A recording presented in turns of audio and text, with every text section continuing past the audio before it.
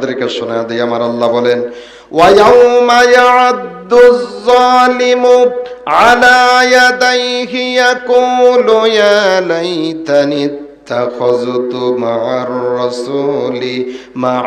রাসূলি সাবিলা।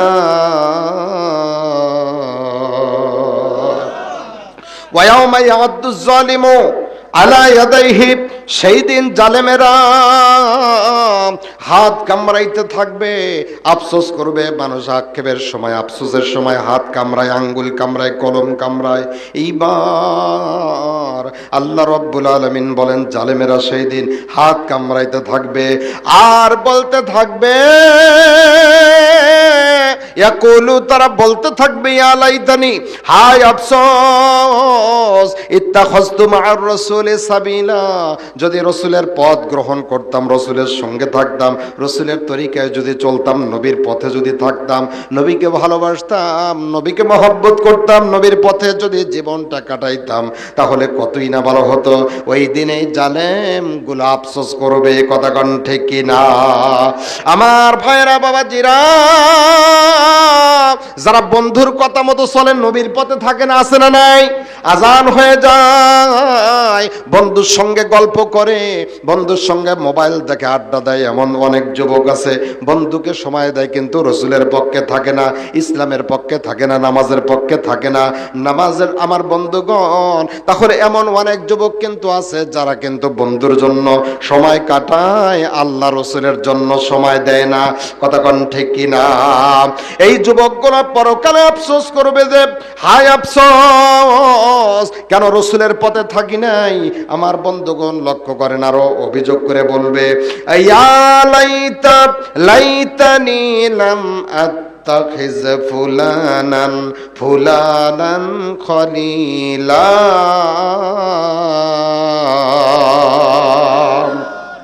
আরো এই জালেমেরা পরকালে আফসোস করে বলবে, ইয়া লাইতানি, হায় আফসোস, লাম আত্তাখিজ ফুলানান খলিলা, অমুককে যদি বন্ধু রূপে গ্রহণ না করতাম। অমুককে বন্ধু বানানোর কারণেই তো ভিডিওর লিংক দিছে, দোস্ত এইটা দেখ, আছে না নাই? নিজে দেখে মজা পায়, আর একজনকে বলে, দোস্ত এইটা দেখ, দেখে কত সুন্দর ভিডিও।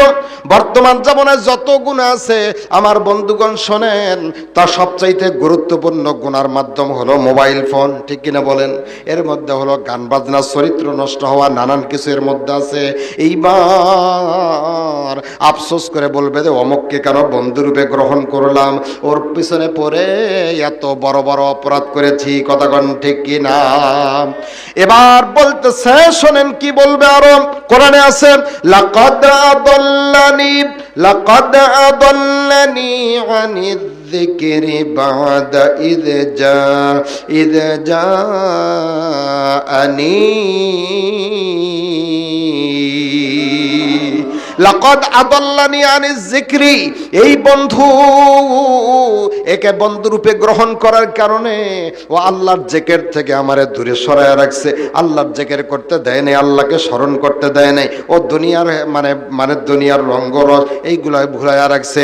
আল্লাহকে স্মরণ করতে দেয় নাই, জিকির করতে দেয় নাই, জিকির থেকে আমারে বঞ্চিত করেছে, আমারে দূরে রেখেছে। এই বন্ধুর কারণে অনেক গুনাহ আমার হয়ে গেছে।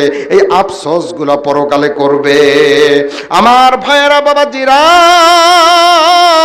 যারা রসুলের পথে থাকে না, বন্ধু বান্ধব, যে সমস্ত বন্ধুগুলো ইসলাম থেকে দূরে রাখে, নামাজ থেকে, ইবাদত বন্দেগী থেকে দূরে রাখে, ওই বন্ধুগুলোর ব্যাপারে দেখেন রসুল অভিযোগ দিবে কেমনে, কি আল্লাহর কাছে বিচার দিবে কেমনে। নবী এই উম্মতের জন্য বিচার দিবে। ওয়াকালার রাসূল ইয়া রাব্বি ইন্না কওমি ইত্তাখাযু হাযাল কুরআনা মাহজুরা। ওয়াকালার রাসূল, রসুল সেদিন বলবে, ইয়া রব্বি, হে আমার রব, ইন্না কওমি, নিশ্চয় আমার কওমের লোক, ইত্তাখাযু হাযাল কুরআনা মাহজুরা, এই কোরআনকে পরিত্যক্ত হিসাবে গ্রহণ করেছে। তার মানে কোরআন ধরে নাই, পড়ে নাই, বোঝে নাই। আমার বন্ধুগণ, কোরআন শরীফ এক সেকেন্ডের জন্য ধরে না, পড়ে না, আর মোবাইল ফোন মানে ঘন্টার পর